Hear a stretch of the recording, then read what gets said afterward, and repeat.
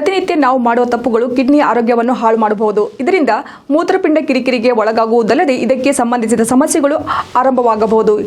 ಹಾಗಾಗಿ ಕಿಡ್ನಿ ಆರೋಗ್ಯ ಕಾಪಾಡಿಕೊಳ್ಳುವುದು ಬಹಳ ಮುಖ್ಯವಾಗಿದೆ. ಮೂತ್ರ ವಿಸರ್ಜನೆ ಮಾಡಬೇಕು ಎನಿಸಿದರೂ ಅದನ್ನು ಒಂದಲ್ಲ ಒಂದು ಕಾರಣದಿಂದ ತಡೆ ಹಿಡಿಯುವ ಅಭ್ಯಾಸ ನಿಮಗಿದ್ರೆ ಅದನ್ನು ಕೂಡಲೇ ಬಿಟ್ಟು ಬಿಡಿ. ಏಕೆಂದರೆ ಇದು ಕಿಡ್ನಿಯಲ್ಲಿ ಕಲ್ಲುಗಳನ್ನು ಉಂಟಾಗಲು ಮತ್ತು ಕಿಡ್ನಿ ವೈಫಲ್ಯಕ್ಕೆ ಮುಖ್ಯ ಕಾರಣವಾಗುತ್ತದೆ.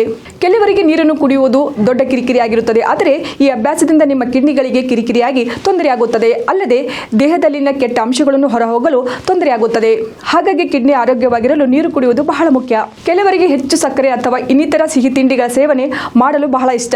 ಆದರೆ ಇಷ್ಟವೆಂದು ಮನಬಂದಂತೆ ತಿಂದರೆ ಇದು ನಿಮ್ಮ ಆರೋಗ್ಯಕ್ಕೆ ಹೆಚ್ಚು ಕುತ್ತು ತರುತ್ತದೆ. ಹಾಗಾಗಿ ಸಿಹಿ ತಿಂಡಿಗಳ ಸೇವನೆ ಆದಷ್ಟು ಕಡಿಮೆ ಮಾಡಿ ಪದೇ ಪದೇ ಸಿಹಿ ತಿನ್ನಬೇಕು ಎನಿಸಿದರೆ ಅದಕ್ಕೆ ಆರೋಗ್ಯಕರ ಪರ್ಯಾಯಗಳು ಹುಡುಕಿಕೊಳ್ಳಿ.